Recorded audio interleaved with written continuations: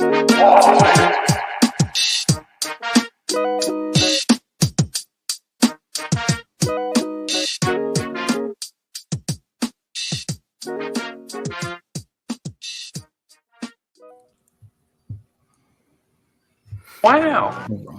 we're back. How about that? It's season 2, episode 4. Got it right. Oh yeah. Yeah. Nice. Vice City FC podcast. Thanks, ladies and gentlemen, for hanging out with us tonight. It is Monday, February 26th. This year is flying by. And I wanted to give a shout out to El Nino, because this has been like the best weather we've had down here for like the longest time, bro. Javi, have you not appreciated these cool nights that we've been having, which feels like for like weeks now? Wonderful. They're beautiful, right? Saving me money in the AC and everything. Yeah. I love it. It feels great. Yes, man.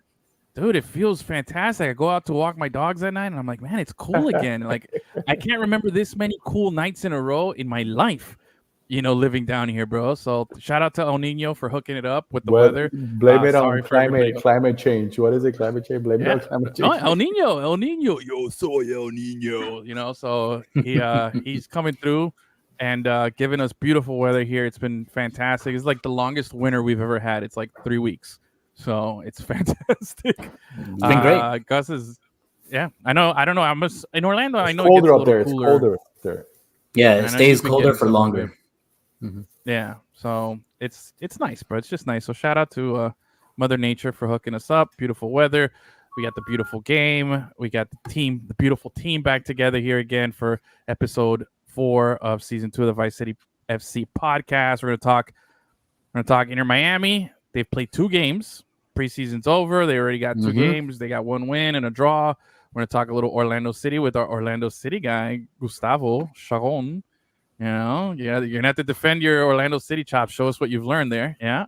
Yeah. And then we released it earlier today, but if you haven't seen it, Xavi is now our official power rankings guy here at Lemon City Live. Every week he's going to give us our top 10 MLS power rankings, and his latest one just dropped. He did the preseason one last week. Today we dropped the after match day one, and we're going to keep it going throughout the season. So we'll go over his picks and see who he has at number 1 if you haven't seen it already. So stay tuned for that. But let's start off the game.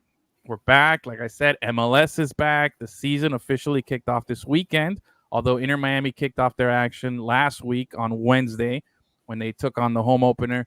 And they took on RSL. Xavi, you were there. 2-0 win for the Herons. It felt like, for me watching it, because that was the last day that I had the MLS season pass available for me.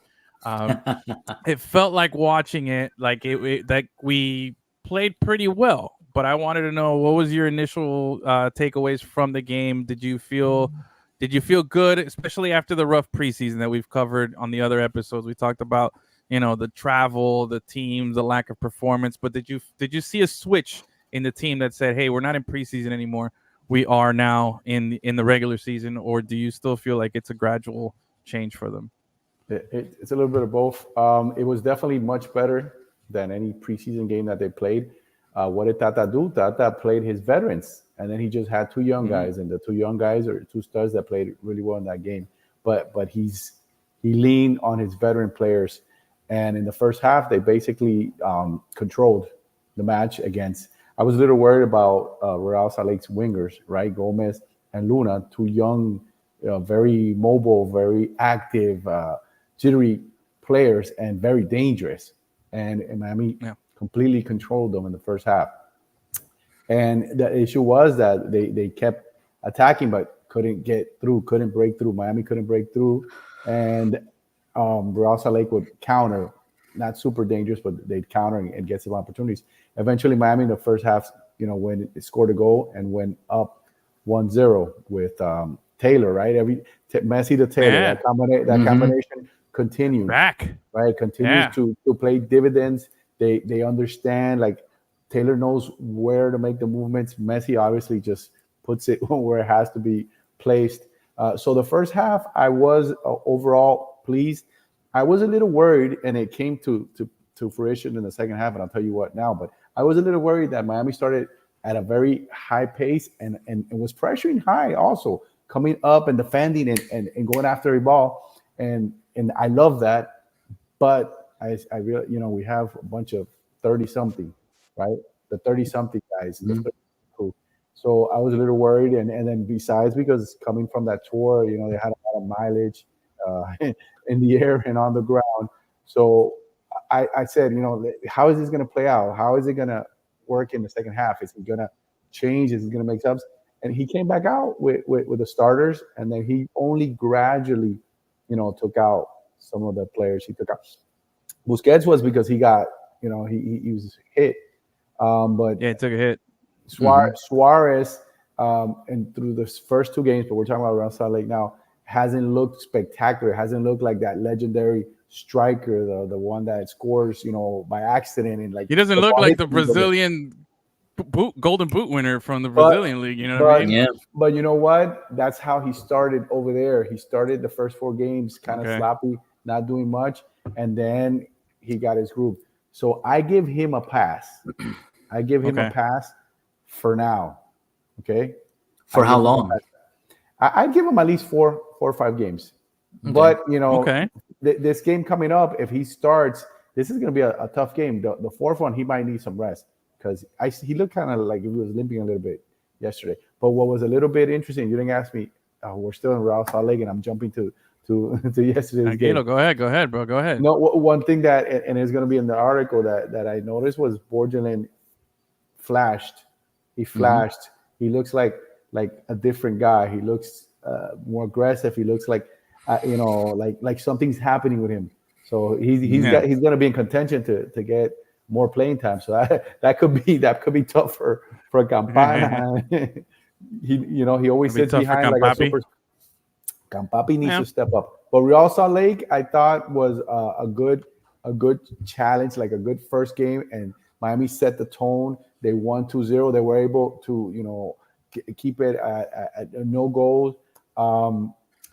Kristoff once again showed that, another 30 guy, right? Showed that he's old reliable. That's what I'm going to call him, old reliable, because you put him in there and he does his job, right? He does his job. Now the 2 young guys, Diego Gomez, I saw a lot of criticism about, even after that game, even after he scored the second goal. But I think that people don't see him for what he is right now in this group. If you look at the game, he's got like unlimited capacity of oxygen, because that guy runs. I expect that. I mean, he's young. You know what I mean? Like, we want to see that. Not every young guy does that. No offense, but if you're a young guy on a team with a bunch of 30-something-olds, I better see that motor where I notice it. He's good at defending and covering large spaces. So it's not he's good at that, and he's gotten better technically. He was more associated. Yeah, does he make some bad passes? Does he make mistakes? Everyone does. But I thought that he showed a lot of growth in the first game, just through one game. And Aviles, which doesn't have the prototypical body of a center back, he's still growing. That guy looks like a Sunday.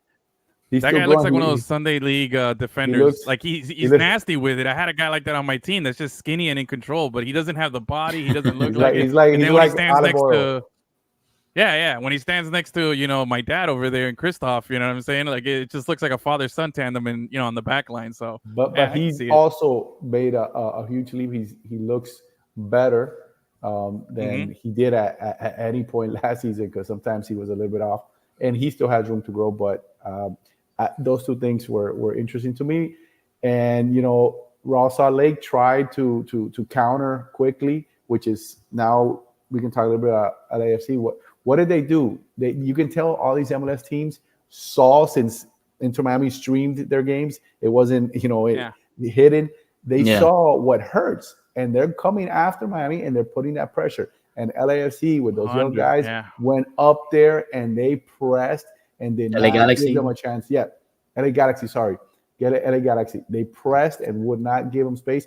And then they referenced, there was points where I would see where Messi would make a move, and you see their guys in the middle cover the space, so making it difficult to get the ball to him. They were preventing from him to get the ball. Obviously, you can only contain him for a certain amount of time, and he did what he did.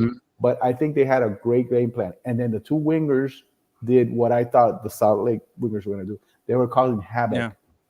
They're two players, and they just picked up those guys, right? They did really, really well. They couldn't finish. If not, Miami would have been finished. They would have been cooked early into that in that game. Yeah. And they held on. But that's what a veteran team does, right? They know how to withstand. They know how to manage the rhythms. And then Miami started getting back into the flow of the game, started controlling the ball more often, started getting up and creating trouble. And then they also benefited from a really bad call by a from the replacement DJ ref that from in the our favor. DJ referee. The DJ referee. The DJ referee. But overall, from the games that I've watched, the refereeing hasn't been terrible, because I've seen from previous seasons the regular referees, and they've been terrible. So I don't think I think we're making an emphasis because they're not the regular guys, but I don't think they've been terrible. This last game was a little controversial. I mean, Miami. I think what it is just that, like, hey, look, you had the bad call, whether it went in our favor or not, like, it's going to be magnified because of who's playing, and who's on the pitch there, with it being Miami. But of course, but I want to go back real quick to Salt Lake for a second, because for Xavi and I, Salt Lake, they got like 4 Colombians on that squad, right? They got absolutely, Chicho, I'm gonna keep Chicho and Chicho. They got quite a few guys. Yeah, I'm gonna go. Arango, they got a few guys over there. Vera, the defender. Yeah, and they were supposedly trying to get James, so that would have been crazy. That would have been little Colombia FC. So I'm gonna keep my eye on them. I'm gonna keep my eye on them during the season, see how the boys are doing. It's interesting. Salt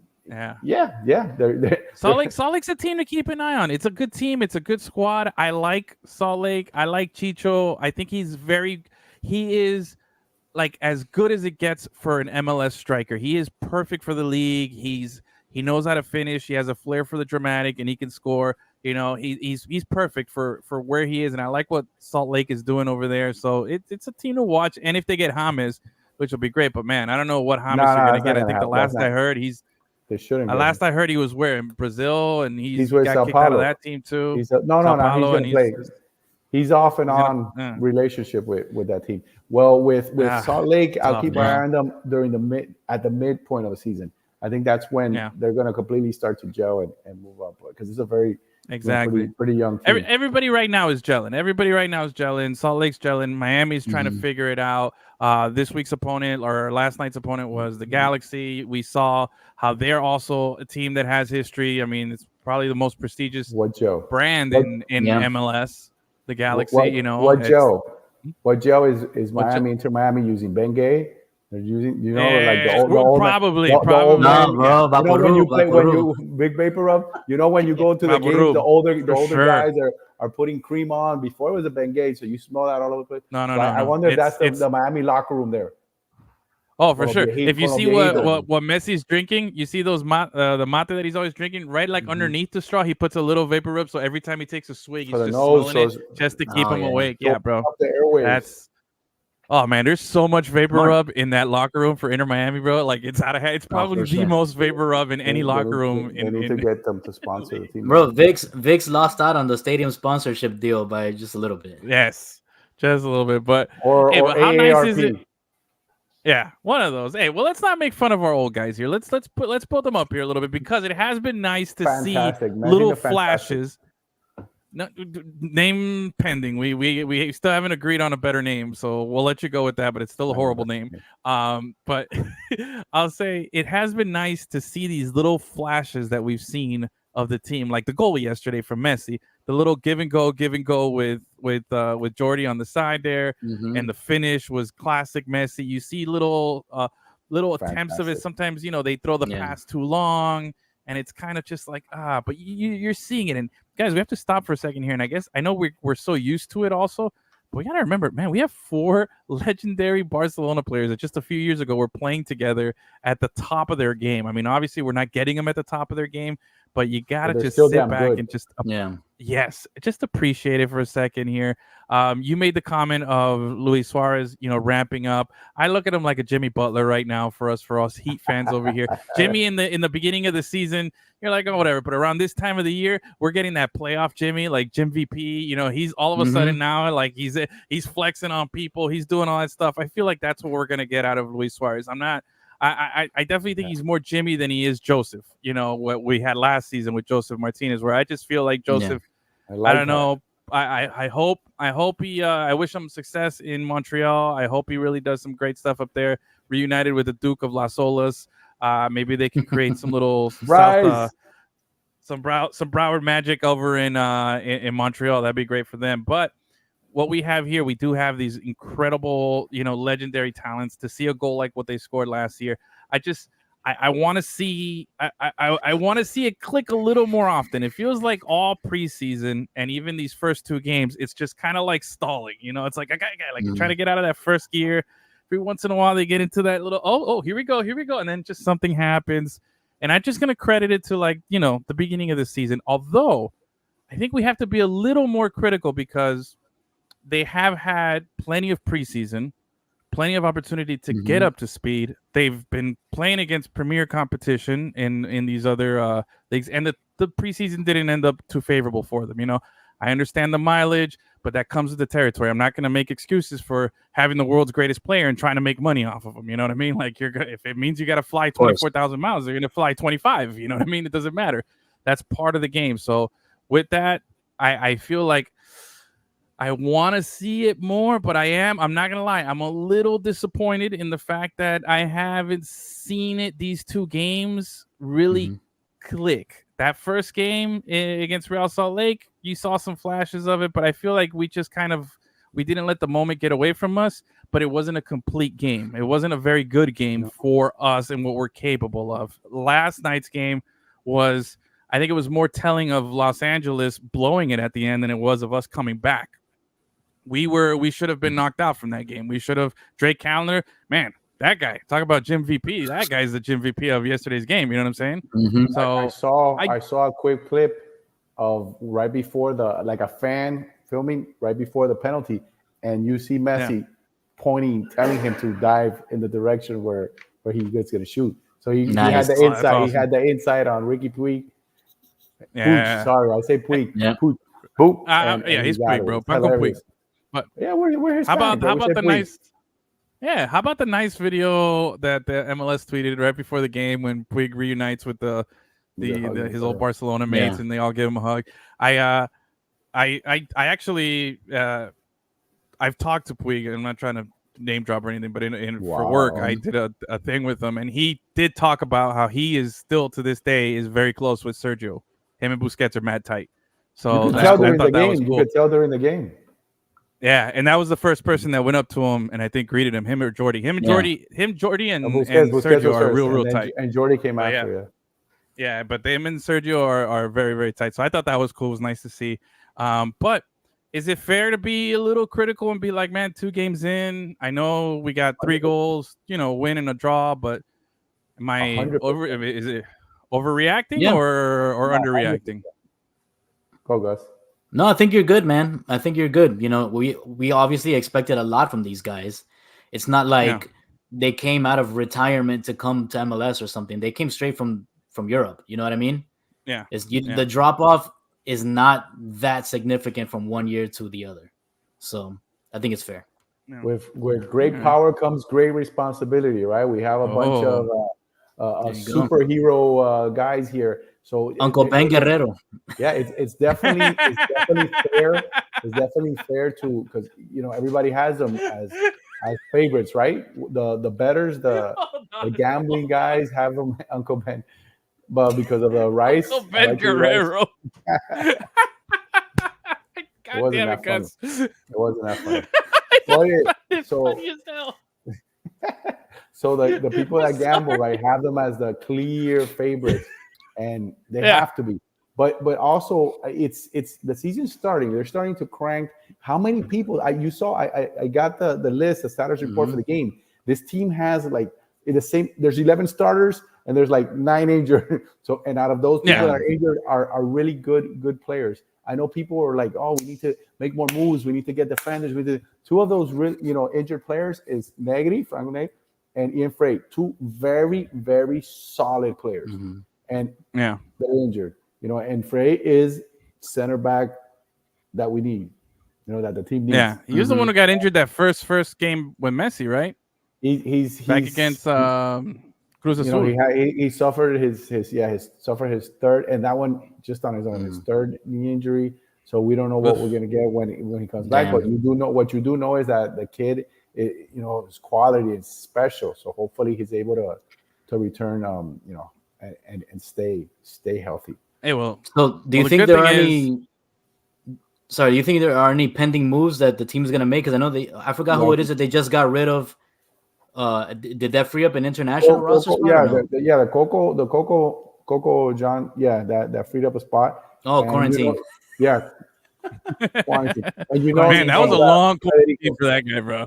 Federico's coming in. Redondo's just awaiting the papers, and that's a big boost because Boosy's super stud, but you see he's lost a step. At least, I said it. I'm sorry, he's lost a step. Wow, and he's how dare you? He's this close to getting the ball stolen right in front of and giving up a silly goal. Like one of those silly goals. He's this close. So he needs another guy to get some pressure off of him because the focus is always on the ball goes to him sometimes. It's like too much of a playbook that where's Boosie? And give it to him like with the guy right on top of him, and he doesn't have that anymore. I don't think it's Busquets' fault. I don't think it's Busquets' fault that he's. I feel like some of these guys are just relying on him so much because of what he is, the kind of player. He's that silent leader who's the field general who sees everything before everybody sees everything. He's the Messi of the back line, when it comes to vision and how the plays develop. So maybe he's just getting a little more because some of the other guys are really leaning on him to be the playmaker. But to be fair though, this new guy. Federico, they call him Baby Busquets, and he's wearing number 55 because his number is 5 and Busquets wears 5, so he's he's rocking the 55. I thought that was cool, little Baby Busquets out there. That's gonna help out. And I do believe there'll be another move. Yeah. Okay. All right. So let's see. And then we also have Freire, who's eventually gonna play. I'm assuming the center back that we signed. We'll see. He played as well. A little bit in a preseason in one game. He didn't look terrible, and then he got injured again. So that scares me because he came injured from Greece. He basically played nothing over there, and so that's what I'm a little worried about that. All right, so he'll be back at the same time Matuidi's back, sometime in the middle of the season, But anyway, let's look ahead here now because we got Gus here, and guess who we play this weekend? We play Orlando City in the Turnpike Derby, the Florida Turnpike Derby, Florida Turnpike. I like that one. It's good. I don't know what's the official Derby name. Is it the Sunshine Derby or whatever they want to call it? I don't know. Yeah, I think they call it the Sunshine Derby, which is boring. Yeah, we got to come up with something better than that. I think we should. Chavi, put out a tweet. See what give people a chance. I don't know because I put out a tweet for Messi and the Fantastics for give me and people were bad. They were worse than me. So I was like, well, I mean, but the point is, they're listening to you. Maybe they'll be better at this part. Sometimes we can't all hit home runs like us over here. We gotta give it a name that's like let's crowdsource a proper name, a proper Florida name. So it's got to have some Mickey Mouse Derby. I think it's got to have some Spanglish, some cafe mixed in with something there you go. We got to find that common denominator between Orlando and Miami that we can just use. You know what I'm saying? Because it's the 4-hour Derby, right? Or 3.5-hour Derby. That's about the length of the game. It depends how fast you drive. Out there. Are you afraid of FHP or not? No, I drive under the speed limit. I'm the wrong guy to talk to. That's why we got Waze, man. That's right. Exactly. So let us know where those guys are at. But anyway, we do have Orlando coming up. Let's take a few minutes here. Let's talk to our Orlando guy here, Gus, because Orlando also, like Miami, a lot of hype coming into this season. They were able to accidentally, by mistake, keep one of their best players, their rookie of the year last year, due to a technical administrative glitch. They were able to keep Duncan McGuire. So Orlando continues to run on Duncan. They also have Facundo Torres, who's developing into his own. He's probably, real talk, the second best youngest player in MLS, right behind Thiago Almada. Those two kids are they're going to be, I hope they're here for a long time, but they're probably not. The real talk is they're probably going to be sold for a lot of money. They're going to, move on. So, but it is what it is. Facundo, and now you got Nicolas Lodeiro, who's going over there with his incredible pedigree coming over from Seattle. You got a nice little big three there. And to top it off, guess who's going to be available, according to Gus, right before we came on today, that the one and only Luis Muriel is going to be available for selection this weekend. So we might see the debut of another Colombian World Cup veteran, a fantastic striker in Muriel coming in there. So Orlando's got some names. Loaded. You got Gallese, who's El Pulpo behind the in front of the net over there. You got a lot of talent on paper, but on all the lines. First, again, the same excuses that we made for Miami, we got to make them for Orlando too. They come out with a lot of hype, a lot of eyes on them this season after winning the U.S. Open Cup a couple seasons ago. Last season, making a nice deep run into the playoffs. They start off with a 0-0 draw against our boy, the Duke of Las Olas and Montreal. They came in, they handled business here, but Gus, I know you were a little more critical of the team. I like to think that they had, just that adjustment period. But tell me, what do you think of your observations here of the team after one game? No, of course. I was a little more critical just because it was against Montreal, who last year was not a playoff team. This year they have a brand new coach, so that means that everybody's learning a brand new system. And still, Montreal went to Orlando. They came to Orlando, and they walked away with a point. You know what I mean? They held Orlando to just 1 point. That was a huge opportunity for Orlando to start off the season with a big W and some momentum to heading into the Miami game, which now the Miami game. Exactly in the league, like the whole there's a lot of hype. Yeah, they've put a lot of marketing into this season. They had that great rebrand, even if it's just for this season, with using their classic branding and logo and all that stuff. It's beautiful. But they've given an A+ on their marketing this season. Yeah, you have to. You have to. But in the beginning, in game one, at home with that whole celebration, the wall sold out. They fell a little flat on their faces, and I don't want to be too harsh on them because obviously in the offensive side you have Nico Lodeiro, who's in the middle. He's the one that's distributing to everybody, right? You have Torres and on one side and switching with the other guy throughout the entire match. You have Duncan McGuire up top, and those three guys are all familiar with each other, but they're not familiar with Nico Lodeiro, who's in the middle running the whole show. So as soon as Nico becomes more acclimated with them and them with him, you're going to see a better, well-oiled machine. Okay. So what's your leash on Orlando? We got Chavi's was 4 to 5 games with Luis Suarez. I'm assuming, probably somewhere around there for the rest of the team. What about you for Orlando's new addition, and what's your little grace period for them? I think that this past weekend wasn't their first game because they played a CONCACAF Champions Cup match a few days before when they traveled to Canada, to Calgary, to face off against the Calvary FC, and they beat the crap out of them. So, that gave them a little extension on their leash. So I would give them like 6 games. Yeah. Wow. Okay. Because their next game, it is generous because they're gonna play them again on Wednesday, I believe, and they're gonna beat the crap out of them again. So.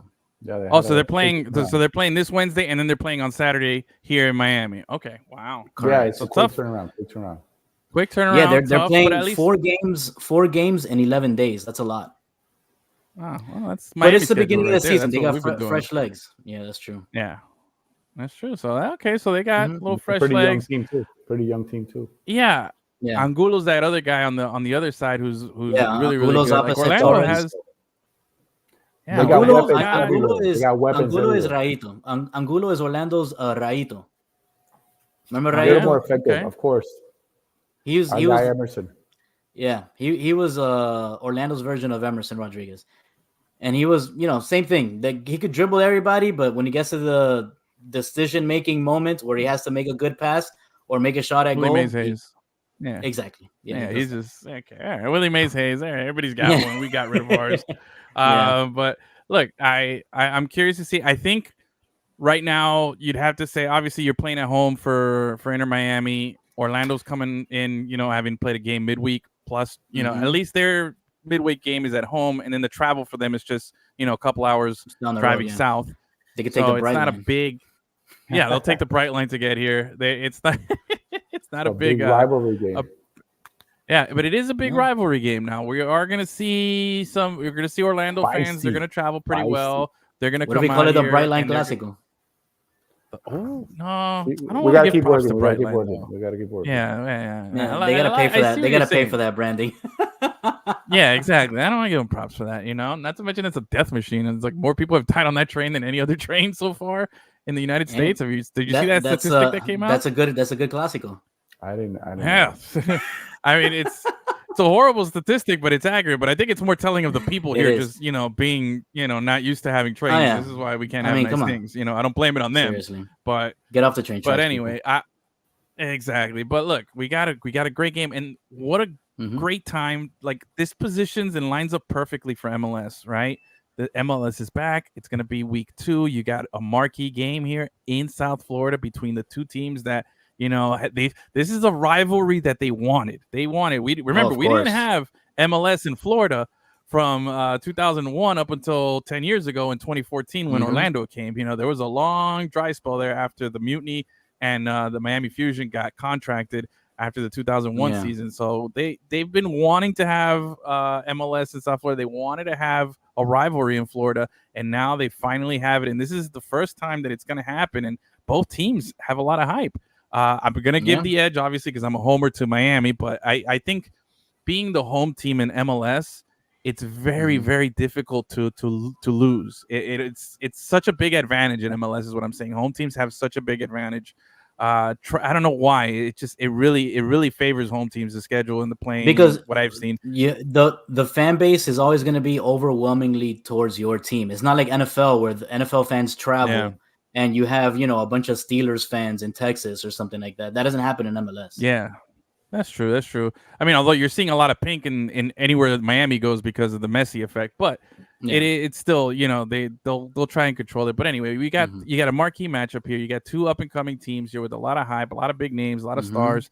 It's gonna be a fun time. It's gonna be a good action. I'm very interested here before. I'm very interested to see if Muriel gets the debut. You know what I mean? Especially if I don't think he's gonna get the start because rarely people start in their debut. But if they bring him, you think he's gonna start? I think Don Garber's on the phone. Hey, you better start this guy. Put him and Duncan up there. Take a guy off of defense. I want a 6-5 game here. Okay. No, I think they're gonna let give Duncan a chance to they're gonna give him the start, and then maybe I don't know if it's at halftime or a little after that. But Muriel, he should see the game, in my opinion. Yeah, I think so too. Xavi, what is your prediction for Saturday's game here before we get into your power rankings to close out? It's gonna be a very, very tight game. Both teams are favorites, right? They're two of the top teams supposedly in the league. They're gonna meet at home. They're rivals. Usually these type of games are close, except sometimes Miami and these guys, like, they'll blow one team out and the other one blows. But I think it's gonna be a close game, maybe a 2-1. Muriel is a nasty player. We got to see what Miami does. I'm a little worried. I'm going to see what they're going to do on defense. Maybe in this game will be the first game where we'll see him go back to that line of 5 to start the game, because they've been doing the 4-3-3, right? And use the wingers. It's going to be a tough game. I think it's a 2-1 game. I think Miami can put it off at home because Campapi loves Orlando. He plays his best games, or he feasts against Orlando. He loves those games. Got the hat trick, right, against them. And he scored like a goal like 30 seconds into the game, or 16 seconds into the game. I don't know if you remember, like a shot he canned over. Yeah. So he got the hat trick against somebody else, but the hat trick was against New England. I think it was New England. But yeah, I, no, but I think he it's going to has be a had those great super games. close game, and they're Okay. both going to be focused. I think we're going to get a better version of both teams. And if it's not 2-1 Miami, it'll be a 1-1 draw. I think it's going to be a tight game unless Miami just explodes on them, which I haven't seen because they don't look like they're there yet. There's still a little bit more to go. Yeah. All right. Well, Gus, before we get your prediction here, keeping with this Colombian thing that we've had going on here, Xavi, as someone who's followed the national team, you're familiar with Luis Muriel, and as a Colombian yourself, you obviously know, and he's a very celebrated guy back in your motherland. So, what can guys who don't know about Muriel, if he's still, tell us a little bit about the player he was and the player he could still be, maybe here in MLS. Well, he still has gas in his tank. Just last season, he had the best percentage, like goals per minutes played, like at one point in all of Europe. So it's this guy can score. He's very talented, very agile. They compared him. I don't know why they, but with Ronaldo, not Cristiano Ronaldo, but Ronaldo from Brazil, like because he has like a similar El Fenomeno, like when he was coming up in his career, he had like a similar style. Obviously, nowhere close to that, but he's a very good player. He can be dangerous. He can associate. He can come down and distribute and take off, or he can get the ball up top making runs, but he can score. So they got to know where he's at. He's a good player, and he was doing really, really well in Serie A. So he's coming here. You expect him, just like you expect Suarez, right, off the bat to be a difference maker. Suarez hasn't done that. This guy's a little bit younger, and his knees aren't as bad. But he's a good player. He's a good player. Yeah, I wish he would have done more Right.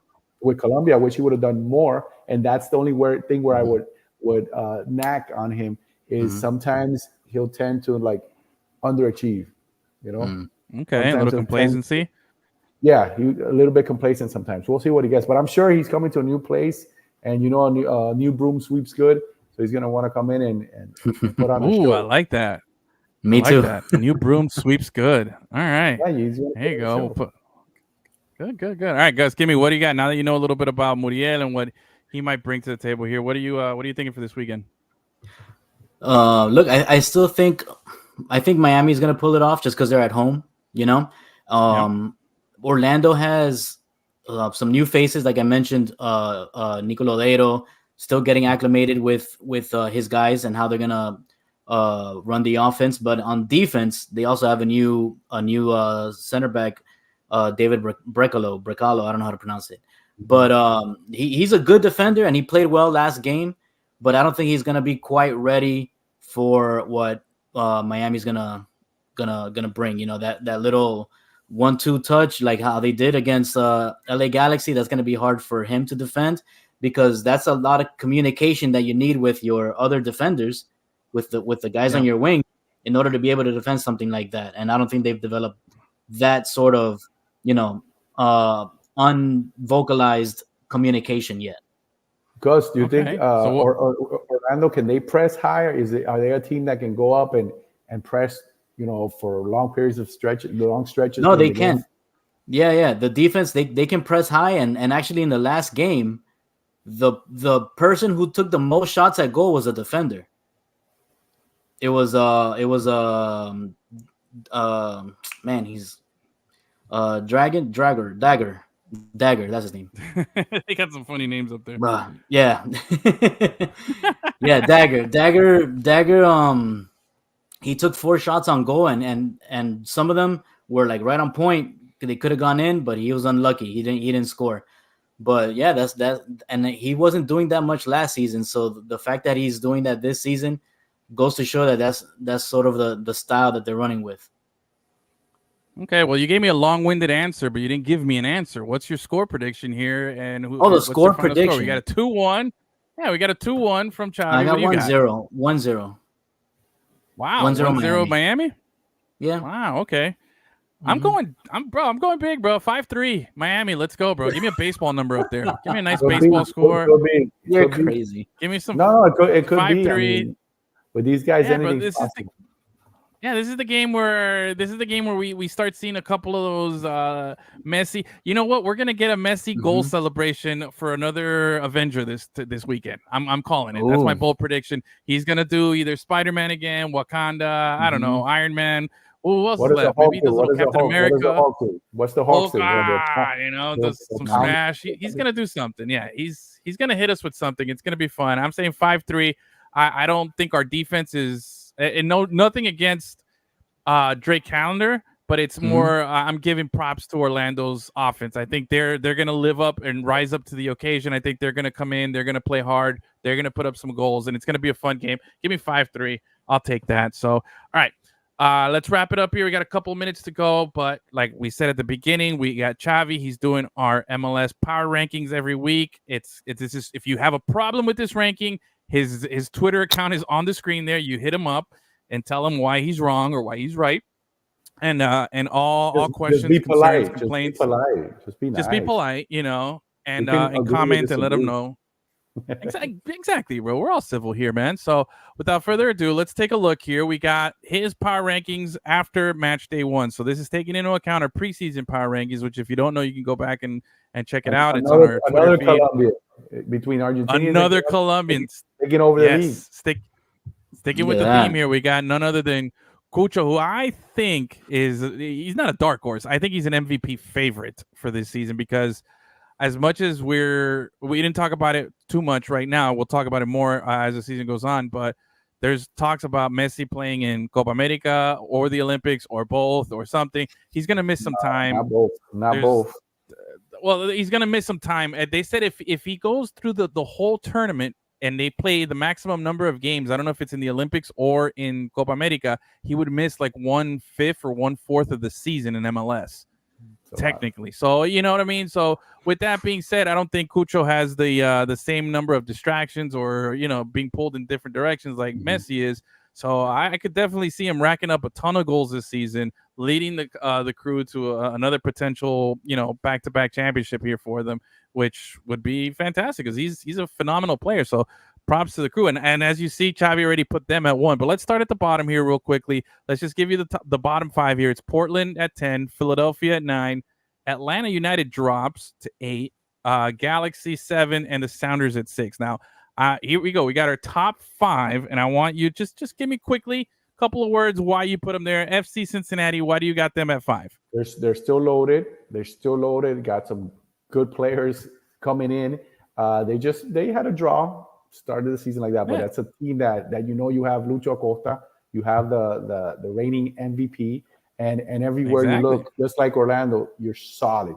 So they're a top 5. All right, so there you go.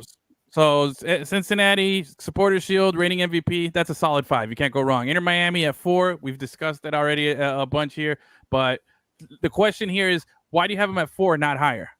Do you just put those teams as more complete, or more? Yeah.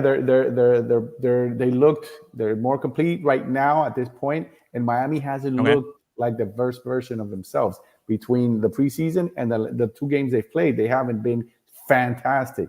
So you give them their props and the respect for the players that they have, the legends that they have on the field, but they still have something to show. Solid. All right. Miami 4. So speaking of these top 3 teams here, these are 3 teams that you feel like are a little more complete and a little more to show right now at this point in the season, although it's early. Number 3, LAFC, perennial, favorite, MLS Cup winner a couple of years ago. They back-to-back finals appearances. They're always contender. That's a no-brainer. Pedigree. They still have a very, very good team, and they played a good game against Seattle. That to me is one of the better teams in the league. Also, they lost that game. Yeah. But I think that's one of the better teams in the league also. LAFC, Seattle, and this was is a what great game. Yeah, I always put anytime that whenever I do my own power rankings, I always take that into account. If you played a team that's also in the rankings, doesn't matter if it was 1 versus 10, I put a lot of value into that performance, whether you win or lose or how you lost. Also, I think there's something to be said with how you lose a game too. LA Galaxy drawing to the Inter Miami on a late goal, that's a bad draw. But then there's I think the Orlando City draw against Montreal it was a good draw. You know, they didn't give up, they didn't let them beat them, and they didn't let them come back. But I know Gus disagrees. Good right. draw in the sense that they completely dominated the game, but they couldn't get through against a team. I understand what Gus is saying, against a team that you expect them to perform, especially at home. So it wasn't great. That's why I dropped them to number 2. Yeah. So number 2, Orlando City. You know, we got them at 2, but now number 1, they're getting stronger, which was number 2 last week. So we had a flip flop here. So according to Chavi, don't call me a flip flopper. I'm not a flip flopper. No, not flip flopping you. I'm joking. But according to you here, you're saying that you're putting more stock into Columbus's win over Atlanta United, their 1-0 win over Orlando City, being the prior number 1 and holding it down and not giving up a goal, just not scoring a goal, and split and losing points to or dropping points to Montreal. So you got Columbus Crew at number 1. I probably would have given Orlando a little bit of a leash. I would have probably given them one more week to fight to defend that first place crown. But you can't go wrong. Crew is the number 1 team. They defending champions. They got a they got a great team, great coach. They got everything that you want. You know. So who did they defeat? Who did they defeat? Atlanta United. Another team that's in the top 10. Yeah, that's what I'm saying. That's why. Yeah. No. It was a solid victory for them, and I think the Crew. I think the top 5 that you see right now, I think is going to be in the top 5 for most of the season, and which is weird because MLS, you have a lot of fluctuation when you look at teams that are in first place and stuff. Teams go on skids and things, but I feel very strongly about. I think the Crew is set for success this season. Orlando City the same. LAFC, back-to-back MLS Cup final appearances and a win. And Inter Miami, you got Messi. Come on. And then Cincinnati is that team that's trying to get into that next level by being Supporters Shield. They got the reigning MVP. So your top 5 is as solid as it could be. So I like it. I'm curious to see where Miami and Orlando City will be after this weekend's game. So that's the big matchup. Yeah. So that's a big matchup. Yeah. Number 2 versus number 4. Nice. Yeah, bro. The SmackDown. That's what's gonna. Nice. We'll call it. That should be a good name for the SmackDown Derby. Just bam, you know. I think SmackDown is taken. Yeah. I don't know. We'll come up with something. Our fans will come up with something. But there you go. But anyway, all right. Great show, Chavi. Thank you so much for hanging out with us, Gus. Thank you guys. Appreciate you giving us your Orlando City knowledge as an adopted city. What is it? As an adopted citizen of the city of the mouse, which I'm glad it's you and not me. But anyway, thank you guys for listening. Thank you guys for watching. Make sure to hit that like, subscribe, follow Chavi XG Lavos on Twitter. Follow Gus Onapsi. I don't know how to say your name quick on Twitter, and then you can find me at I am Larry Fresh. So until next time, we'll be back. We'll have some reaction from the big game this week, and we'll talk to you guys again next week. Have a great night, guys. Bye.